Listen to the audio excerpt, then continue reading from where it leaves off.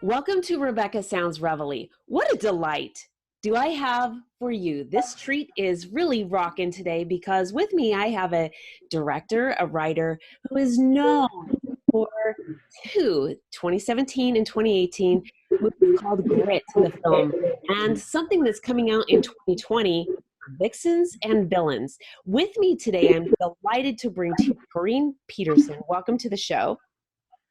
Thank you, Rebecca. Thank you. It's great being here. I am absolutely excited with what you have going on. You have first two shows, 2017 and 18, Grit. Your films are incredible. I want you to tell the audience a little bit how you got started in the film industry, if you would share that before you go into both of those.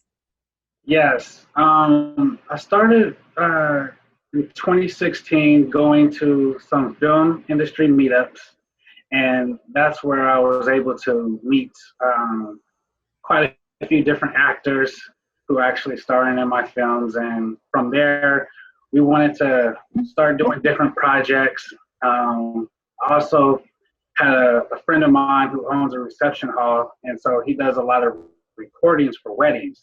And so when I told him about my passion as far as doing film, he was like, man, I love doing film as well. And I have all this equipment. And I was like, well, we need to put it to use. And so that's pretty much how that got started. You know, I had access to all these different actors, and now I had access to all this equipment. And it was now like, let's put it together. So normally I will tell you, Taurean, it takes me a long time to really put together something for the audience that I can deliver by the end of the show, that they can take away and go, boom, you know, this is something that I can use right now that's going to go change my life. You just nailed it in like the first 30 seconds in saying that to do something that you have a passion for, you can do something that can change your life through meetups, because you gain a circle of influence, and that will also allow you to gain skills, and your circle of influence just grows and grows and grows, and you never know what's going to happen from this. And in your case, here you are, you've done something absolutely incredible, because you've taken all of this interest and turned it into two very successful films, Grit and Grit, both in 2017 and 18, which are really exciting because it's led you into something that's getting ready to launch in 2020. Right. I did Grit in 2017, and then I did Mr.Cutter in 2018. Okay. Yes. And both, you know, Mr.Cutter was, well, Grit was like a short action film, and then Mr.Cutter was like my little throwback to the days of Tales from the Crypt. If your audience and you guys remember that from the 90s. I love it. So yeah, I wanted to make a little homage over to like Tales from the Crypt. So I did something that was similar to that. Both came out great. And then from there, I wanted to say, okay, I've done a couple of short films. Now I want to try to do a full feature. Now, this full feature, though, when it started for you, has been quite an interesting journey as it's gone so far. And there's still more to come. I'm so excited about what's going on with this. You have developed this whole thing. And from what we've talked about off air to where it's at, it's just absolutely unreal. Can you share with the audience? I don't want you to deliver everything, because they really need to become engaged with what you're doing, because this is really an incredible film with where it's going, with where it's, I mean, this is just, the journey is unbelievable in itself. And I really want them to connect with you as soon as the show is over, because this is fantastic. But just tell us a little bit, tell the audience a little bit about this, because there's a lot here that is really enticing and is really going to keep you at the edge of your seats. And that's all I'm really going to be allowed to say for the moment. So yes, Vixens and Villains is a detective crime film. It has aspects of suspense, thriller, action, definitely the crime aspect as well. It's kind of a hodgepodge of a lot of my favorite directors, what they did, and then I just put like my own twang on it. But the storyline is pretty much about two private investigators who are hired by this lady who's looking for her missing sister. And when they start looking into the investigation, they uncover a conspiracy that involves organized crime, corporations, and politicians. What is really cool with what you just shared is that for someone who says, oh, I really don't like just crime movies, I like this. It's going to fit in that genre. You can still come see it. I really don't like that genre. Well, it fits into this one. There's going to be something in this film that you're going to like.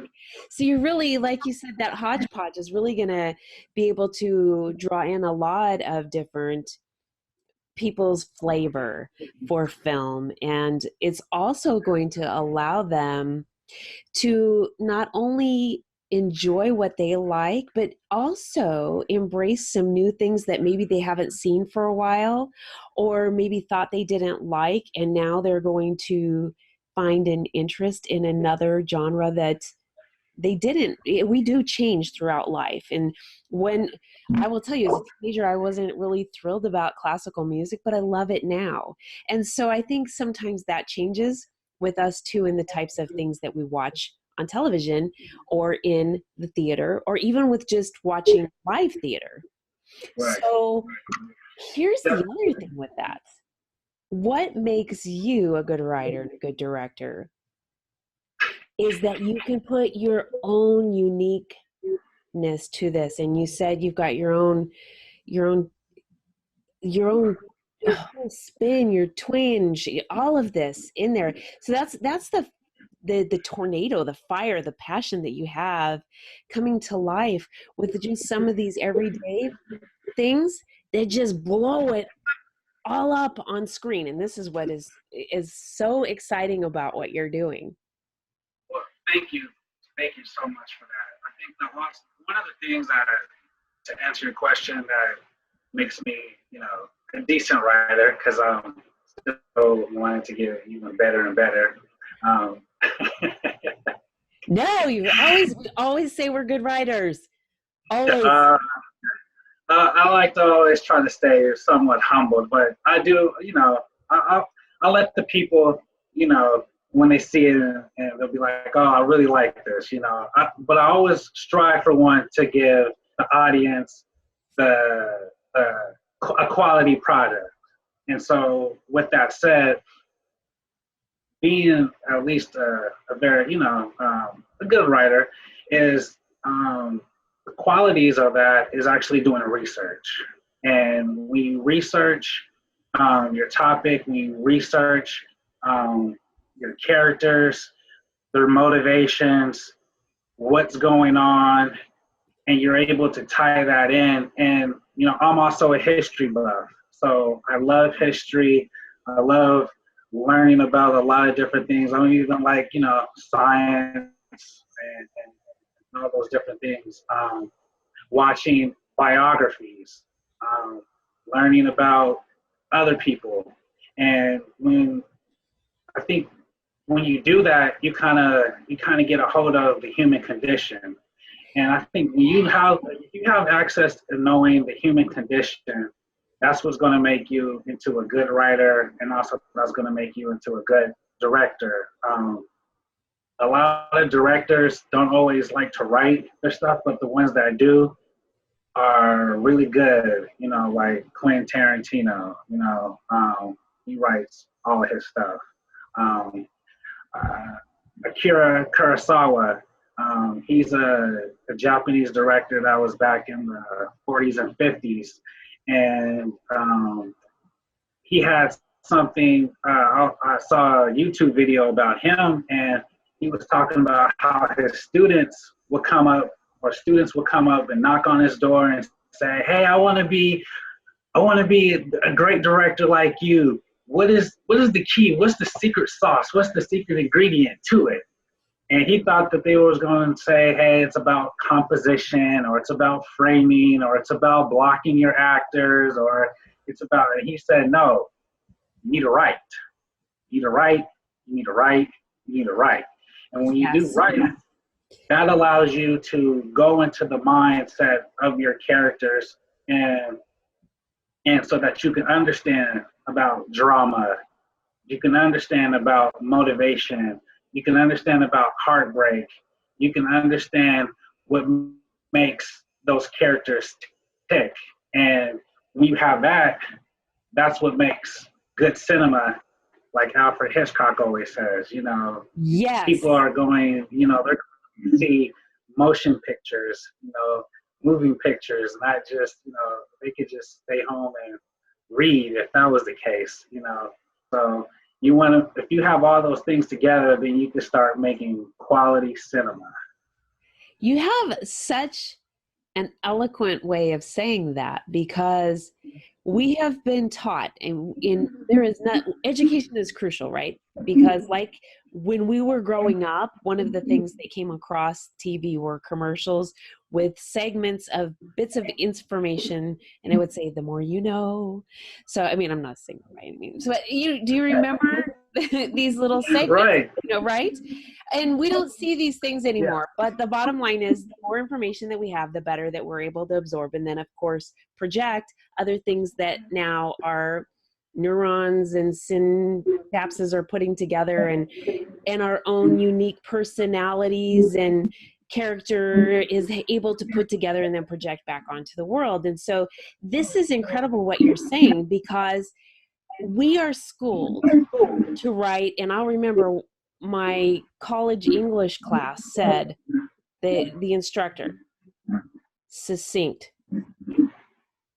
You need to know what succinct is, right? Succinctly, and you're really scared to death about turning in your writing paper, because it's going to come back with all these marks, and you're waiting for the criticism to come back, because all you want to do is convey the creativity that you have.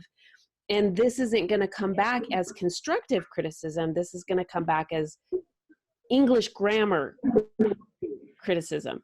And that's good, because we do need to know how to write, because conveying things, of course, can be different where commas are placed and periods and so on and so forth. But what is most important too is getting your idea out, and free-flowing ideas are essential to getting to the next part of where we need to take the audience. And I agree with this 100%. And I love how eloquently you have placed that information in our mind. Oh, absolutely. And just for your viewers, you don't have to go to school. I didn't go to film school. My film school has actually just been online and YouTube, and diving into tons and tons of videos. You do have to put the time and effort into it, but you don't have to go and go and pay for schooling. You can pick up your camera, and then you can start playing around. But I think, though, for there's anyone that's aspiring to be a director too, just like Akira Kurosawa said, I think it's best to also to write your stuff. And helping you write is going to help you produce that drama.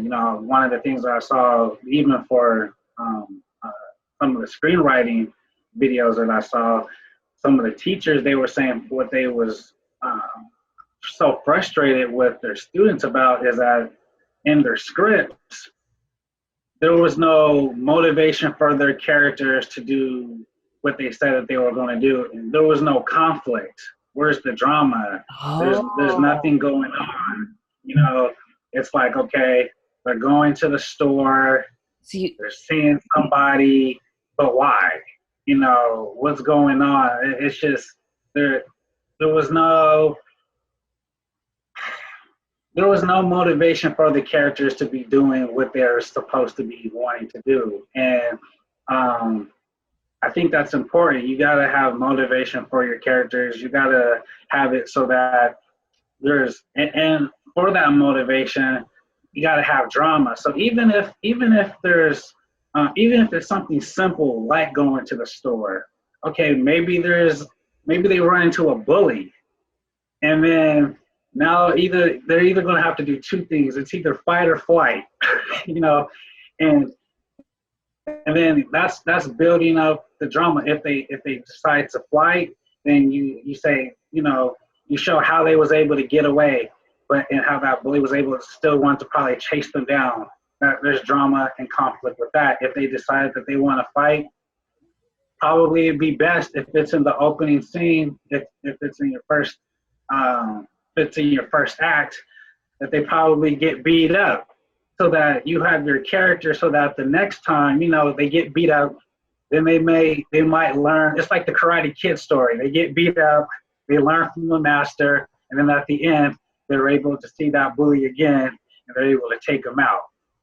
So yes, these are things that we always see, but it was crazy that screenwriters were saying that they were having trouble like getting these ideas for their students to learn. Okay. With me, go ahead. Well, it's interesting you say this, because and this is kind of sad. First, when you were talking about being self-taught, this is totally something I support, because I learned so much through my own reading and education. So did Abraham Lincoln and some of our other presidents who were also self-taught lawyers. They didn't go to law school. So if you want something, you can achieve it. It doesn't have to be if you can't afford or whatever. You can achieve it. But it's really interesting that you talk about this, because I want to do a little bit of contrast and compare, and this is in the writing area, right? So creative writing is what we want to do to really bring to life something. And when you're going in certain fields, such as like in the field that I was in, law enforcement, you really can't have a lot of creative writing. It's the facts. And I have a colorful palette when it comes to my writing. So right. when I started writing police reports, it was kind of like, you know, there's a little too much fluff here. You kind of need to just stick to the facts, ma'am. You know? And so there are times certain things are needed and sometimes they're not. But here's the thing.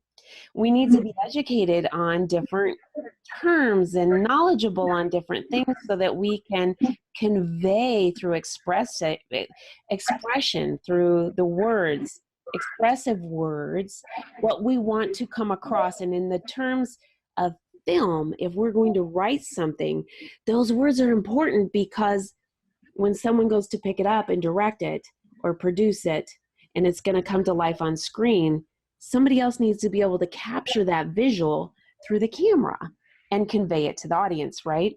So it's important. Well, that's a yes and a no. Okay. And I'll tell you, a lot of that's why Stephen King wouldn't be a good screenwriter, because Stephen King he's a great novelist. And see, there's a difference between the novelist and good screenwriters. When you're a screenwriter, unless you're writing something for your own film, like, you know, like I've seen with Quentin Tarantino, his scripts can be full of detail because he knows that he's going to direct them. But typically, when you're writing a script, you want to just say the main aspects and the main points, and then the director then they take their own vision from what you've said in the script, and then they apply it. So you don't, like, for instance, if Stephen King when you read a Stephen King book, when he goes and says like a character into the room, he's going to talk about everything that was in that room. He's going to say, Yes. you know, what the wallpaper was looking like, what magazines were on the desk, you know, what year those magazines were, you know, so forth and so forth. As when you do a screenplay, you just kind of give a little bit of, you just say the character went into a room, the room was nicely laid out, there was some magazines on the table. I mean, if the magazines were important fact, but you would just pretty much say, he went into an office, it was immaculately laid out. And then unless there's some other details, you wouldn't go necessarily into those other details. One of the main reasons why you do that as a screenplay writer is that directors and also executives, they don't have time to read all of that. They just want to get to the meat and potatoes of what's going on. So if there's so much in the description part, they're like, I'm not trying to read a novel. Mm-hmm. And then you have to condense your script too. Most people, you know, executives and directors, they're used to, unless we're talking about something that's going to be an epic, like Saving Private Ryan or something, or Schindler's List or something on that level, you want to stay in that sweet spot of about 114 to about 125 pages, because that's going to be typically like the hour and 90 minutes, 2 hours of movie time. But when you have so much detail in that, and you have 10 pages in this just description, they're going to toss that script, or they're going to give it to somebody else and say, can you break this down? You know, they're going to do one of those two things. So being a good screenplay writer, it's funny, less is better.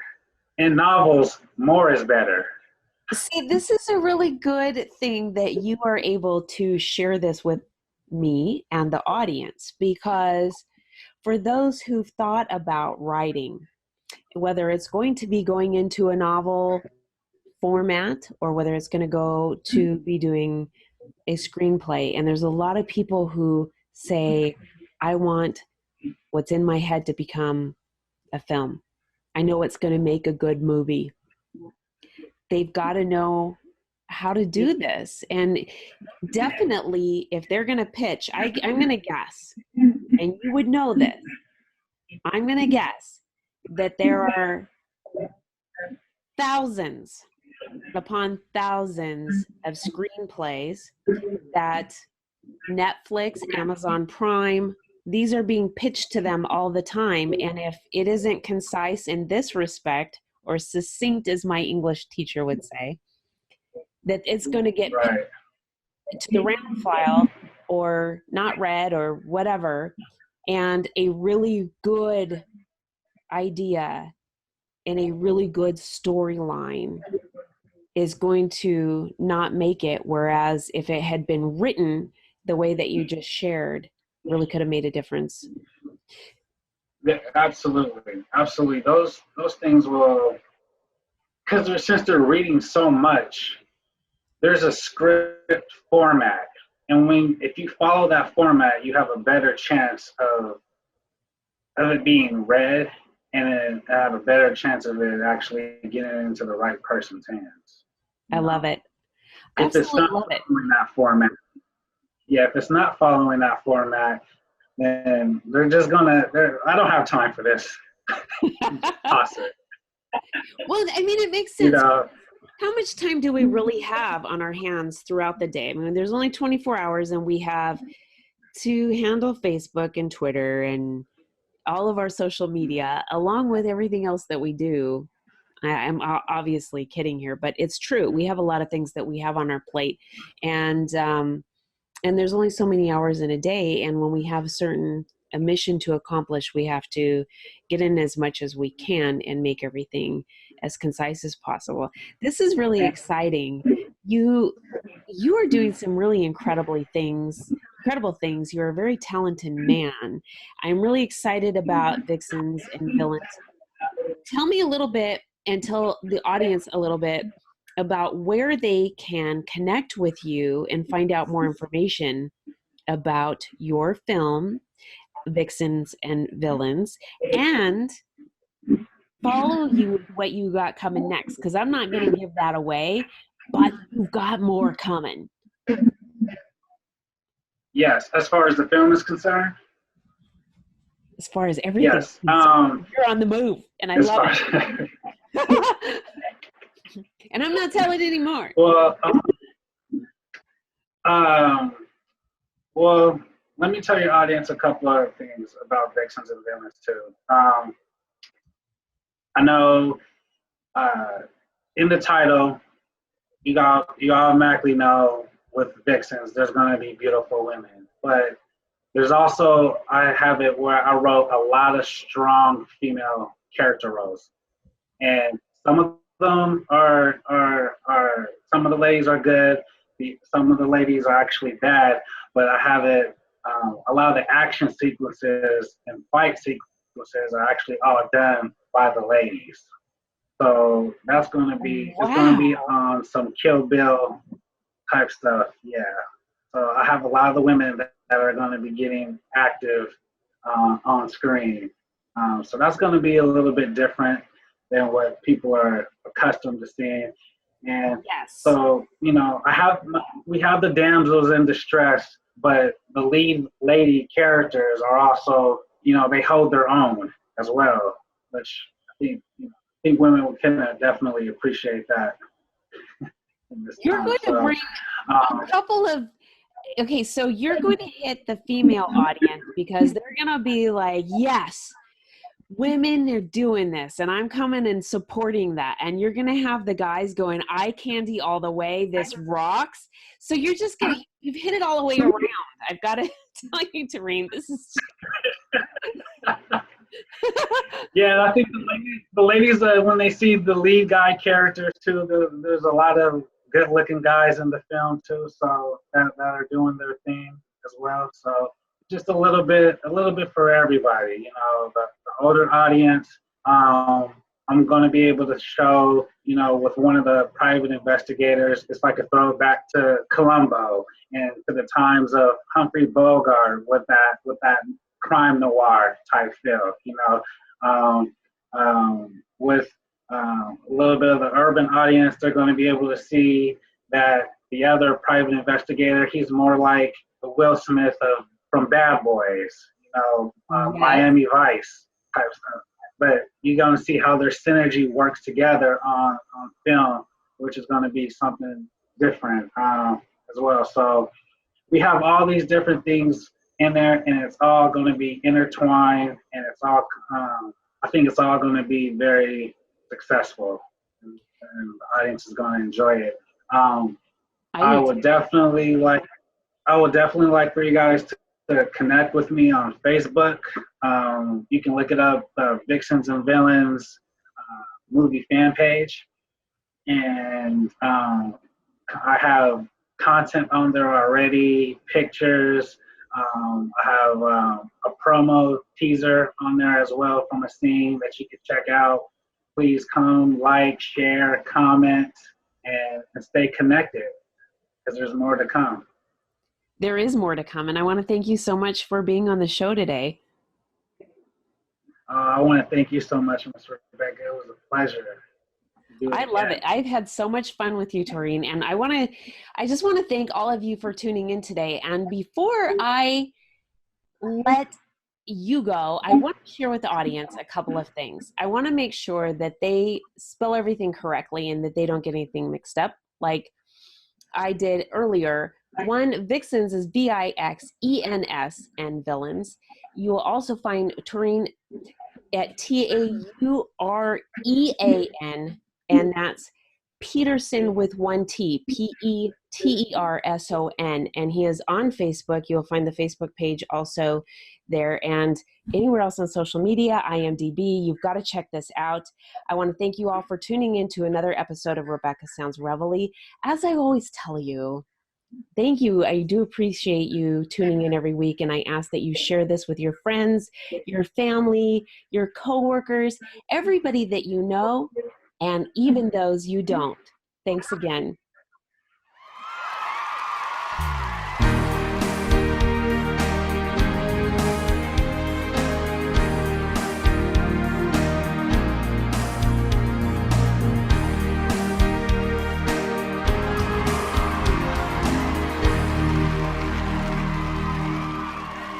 Welcome to Rebecca Sounds Reveille. I have a show today that is going to really be of interest to you because I have with me a returning guest who's a financial expert and the Rebecca Sounds Reveille financial expert who is, like you said, a returning guest and a regular guest. He's been with me on and off for quite a long time over the course of the last couple of years. And today we're going to talk about some very important issues that are really going to be crucial for you to pay attention to because they are going to directly impact your finances or the direction of your finances. And with me today, my financial expert is Brad Williams. He's the CEO of Brad Williams Financial Services. And his goal, his number one goal, is to build a foundation, a solid foundation for a financial house. That is your financial house. And his singular goal in this financial foundation is to treat clients as if they were his own parents. So his unique skills in over 25 years of addressing financial concerns is to really listen and meet the needs of what the client is looking to address concerns about. And so this is something that sets him and his financial service company apart from everybody else. And so I'd like to bring him with us now. Brad Williams, welcome to the show. Oh, thank you for having me again. It's good to see you. I am really excited to see you too, and I love to have you back on the show because everything that you talk about is always so pertinent to what we need to hear and address in our own lives. And that's what you do, is you look at what we need to build our foundation. And today we're going to talk about a couple of things. And the first topic I want to touch on is bankruptcy, because one of the things about, 15 or 20 years ago was everybody said, if you're going to file bankruptcy, you need to file it now because bankruptcy laws have changed or they're going to change. And so everybody was kind of in a hurry to do so. And then there was a change in the bankruptcy sort of field or market, if you will. And now there's some other things that are starting to happen, and they're saying it could actually get worse than where it's at. Yep. Yeah, could be. That's what, when you have a long expansion like we've had, and I say expansion, the market has gone up. When people see their 401ks going up, they are more optimistic. And one of the issues we had is credit. And so when people feel good, they tend to buy things. And companies and stores and all make it real easy for you to say, hey, buy it now, pay it later. And so people can get in over their head before they know it. This is true. And we're seeing sort of on a bubble, not like the real estate market, but in terms of debt load now, where people are just loaded with debt in a lot of areas, from credit to, and I guess that would be really the one thing. Yeah. But from cars to even trivial things, we're putting things like going to the convenience store to buy things on credit. Yeah, and if you watch when you go to the store, I tend to still spend a lot of cash. That's a way for me to help manage what I spend. I put a certain amount in my pocket for the week, and all those little frivolous things, coffees and things like that. That's a way for me to manage it.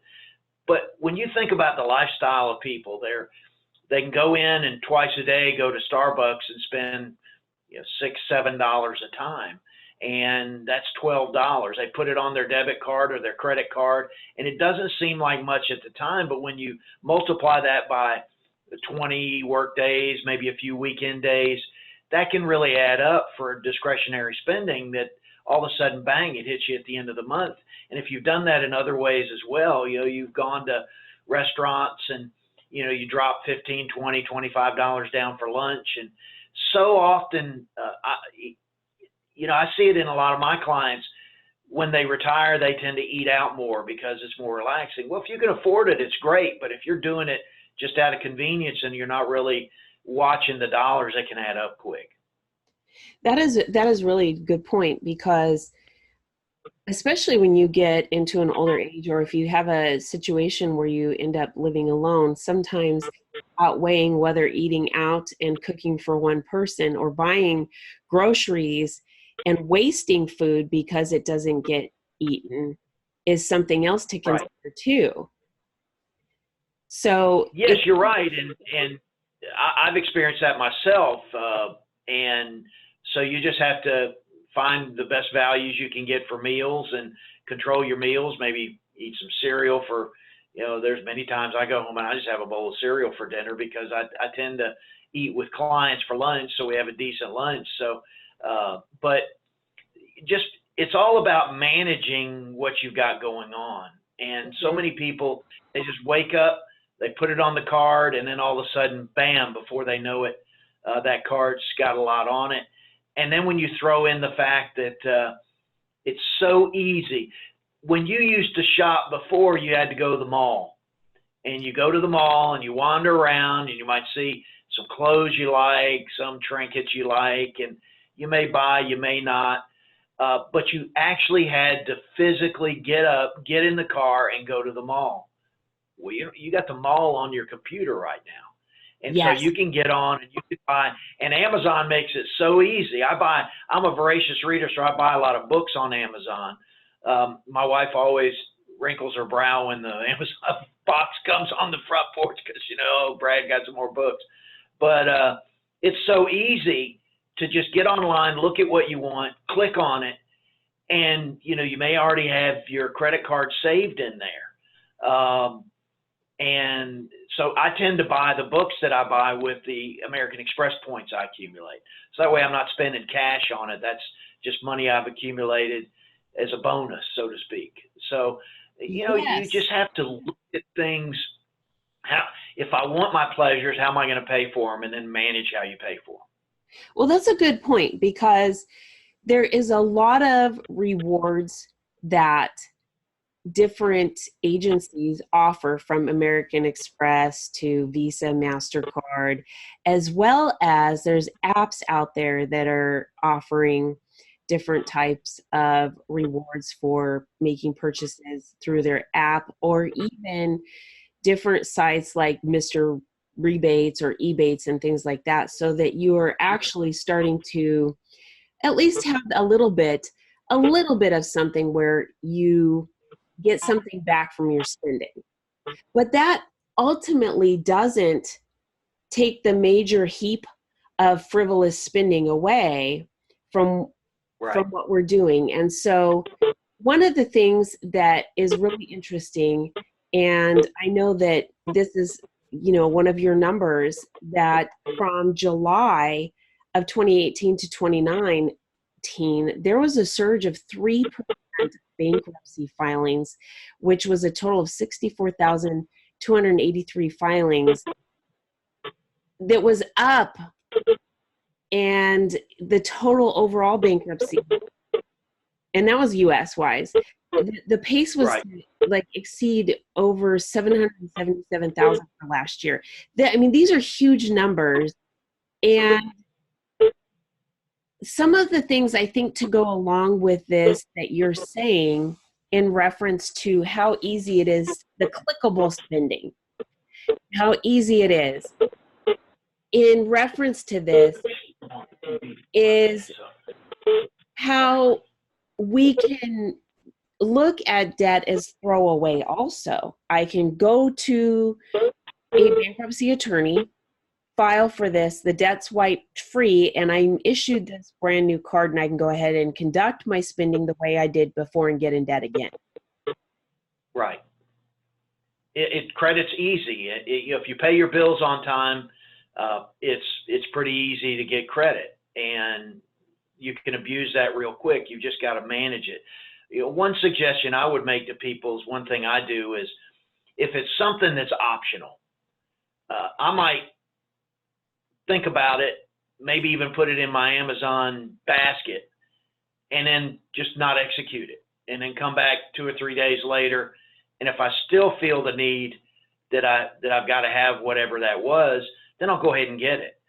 But maybe put a pause in there. Ask yourself, this would really be nice to have, but do I really need it? Well, let me think about that for a couple days. And I think what happens with me is that oftentimes I'll come back and go, yeah, it sounded good at that moment, but I can probably do without that. I can make use of something else. So it's just controlling your spending. And I think too is, as we get to the where they're pushing on recession now, some people are saying with the inverted yield curve, I don't know that we're going to have a recession yet. But the fact is people have felt good for a while, and when they feel good, they tend to buy things. They have a normalcy bias. And what I mean by that is that things are going good. I've got good job prospects. Maybe I got a promotion. Maybe I moved to another company, or moved to another job, got a nice raise. And, like that old song from the 80s, the future's so bright, I got to wear shades, if you remember that one. And so they get in this normalcy bias that's always going to continue. And so then they start acting like they have that money already, instead of the fact that it's coming over time. And so they get into trouble that way. So I want to talk about this, and it'll lead us into the inverted yield.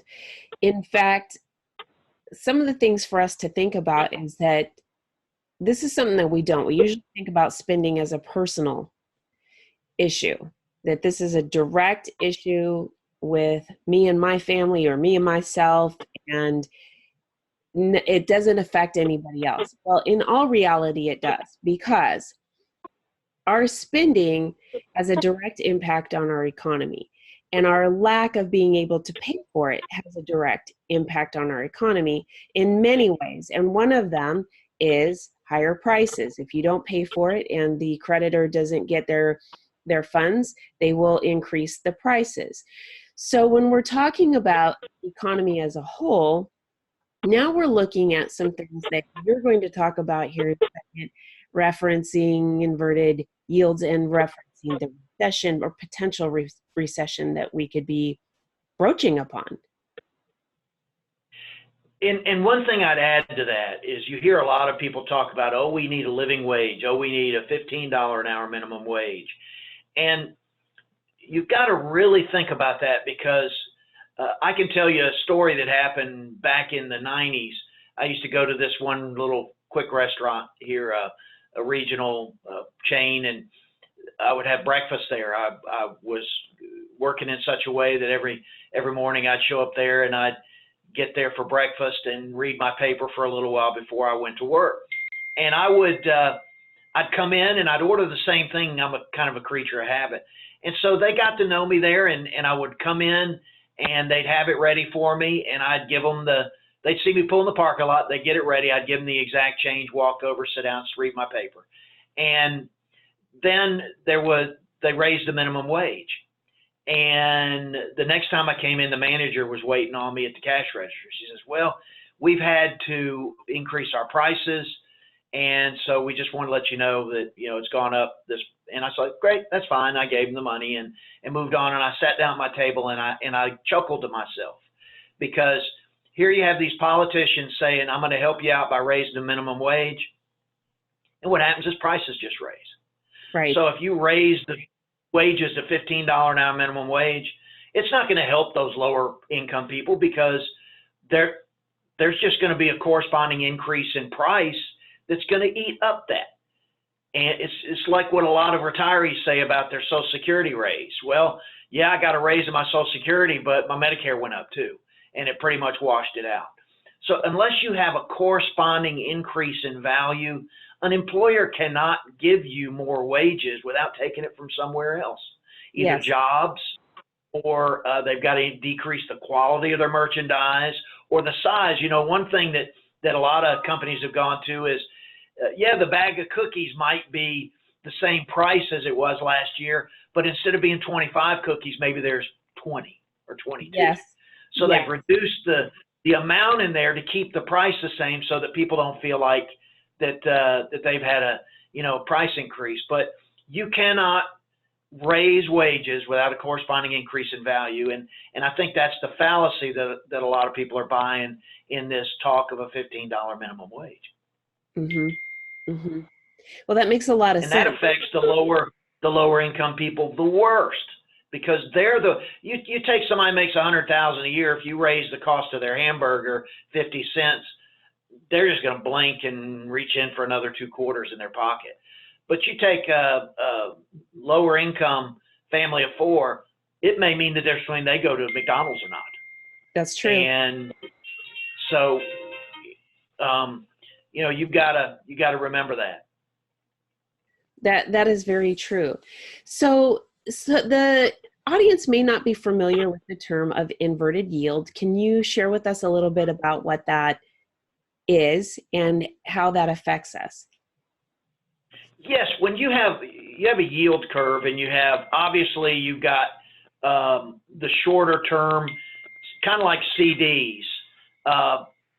You get a year CD, it pays one thing. You get 2 years, it pays a little more. You get 5 years, it pays a little more. So people tend to think, okay, I don't mind locking my money up for a little longer period of time because I'm getting a correspondingly higher interest rate. Well, the problem is when you flood the economy with money like the Federal Reserve and the government's done, is right now shorter term rates are higher than longer term rates. And that's not a basis for a sound economy. One of the problems with low interest rates like we have, and you mentioned a sound economy. Well, if you don't have a solid foundation of savers putting money away, getting a reasonable return, for example, retirees in 2008 could still get 5 and 6% 5-year CDs. And so they could take, and I dealt with this with clients all the time. They might have 300,000, 400,000, 500,000 in a CD in addition to their other returns, because they could count on that safe, guaranteed investment, and it would generate 5%. So if they had $500,000 in a CD, that's $25,000 a year in income without touching their principal. Well, nowadays you can't do that. You might get 1.5. So you've got to take on risk. So right now the risk, those who are chasing risk are getting rewarded, and those who are doing the responsible thing and saving are getting penalized. And that's not a good foundation for a long-term sound economy. Mm-hmm. So what can people do then to sort of protect themselves and protect their finances in this type of situation? Well, when we look at things, interest rates have to go up. They may not. I mean, the government may keep them down for quite a while. Japan did that, and they ended up for 20 years having a severe financial issues. They had no growth in their economy.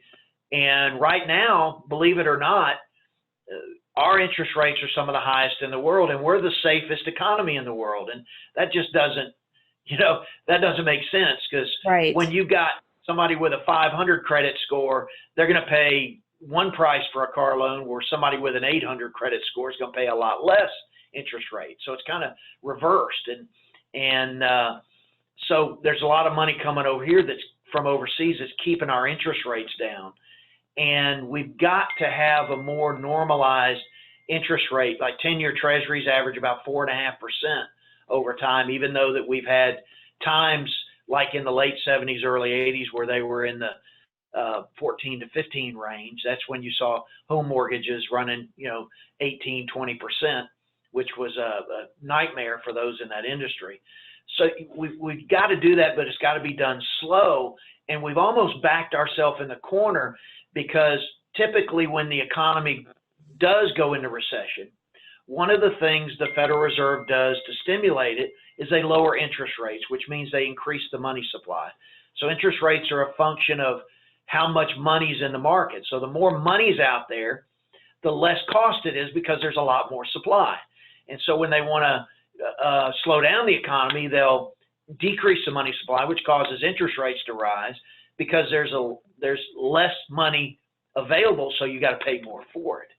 And last fall, when we saw the 10-year Treasury spike up to about 3.2, that's when that last quarter stock market dive happened, because the market is so addicted to cheap money now that when it saw it was not going to get any more, it threw a tantrum and people started selling off and getting doom and gloom. And then when they backed off, that's when we saw the rebound in the first part of the year. But we've got severely low interest rates, and that doesn't take care of people who responsibly save money and don't take risk with it. Mm-hmm. Well, so I think what we need to do is really start paying attention to our own, and if we each do this, our own individual participation in how we respond and interact with our finances within the economy, this in turn, as a whole, addresses economical issues. And I don't think we think about those things. We just think about how we're going to get by, and really paying attention to our spending habits and how we pay them. If we're paying attention to our spending based on our financial income, that's a direct impact on how we are able to pay them. And the fluidity of the economy works better when we're all doing our part within our own finances. And not only that, it helps us individually in that respect be able to have a solid foundation with what we're going to do and how we're going to do it and manage it, then talk to someone like you on how we can actually flourish within the means that we have with where we're at. And if we can look and place these things in the right envelopes, if you will, and going back to old school, this $20 goes to this $20 goes to this, and live within these budgets that we have for our household, ultimately we will end up having a good foundation for our future finances that we may not even being able to look at right now, because we're just with the numbers are showing with the bankruptcies there, the debt overload is not something really being able to take a wholehearted look at what can happen for our future. We're really not planning that right now. And you know, when you take on debt, you make an assumption on the future, and you may come out right, you may not. And one of the reasons bankruptcies are up is the fact that people made a tremendous assumption on the future, and maybe their future didn't come out the way they thought, and so now they're paying the price for it. Mm-hmm. I know we've talked about college in the past. One of the issues with college is you have all these kids that are taking $25,000, $30,000, $40,000 student loans, and they're going away to college, and they're in a program that maybe is a generalized degree program that really is not marketable when they get out.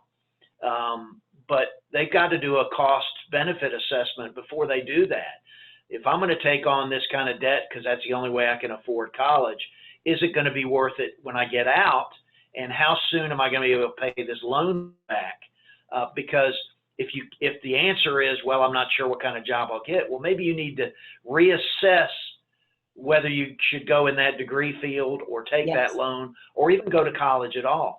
I have clients that have businesses where they're heating and air conditioning and plumbing and electricity. They are begging for apprentices, and those are good paying jobs. And they would love to have good people work for them. And I think so many kids have been brainwashed into thinking that the next step has always got to be college. Well, for those who are entering a field where it's necessary, yes.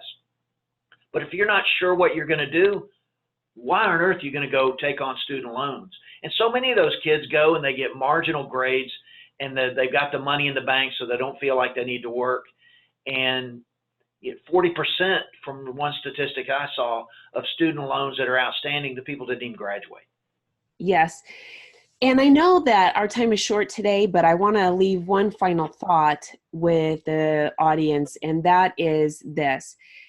oftentimes with everything that we've talked about, we want to think about how patterns are made. And you may have heard about this through fitness, and that is it takes 30 days or so to create a habit. So if spending has been habitual and bankruptcy has been the option, or it's going to be the option for you, don't assume that just by making that choice that your habit is going to change. Right. You can You're find exactly yourself right. in the same position that you were in.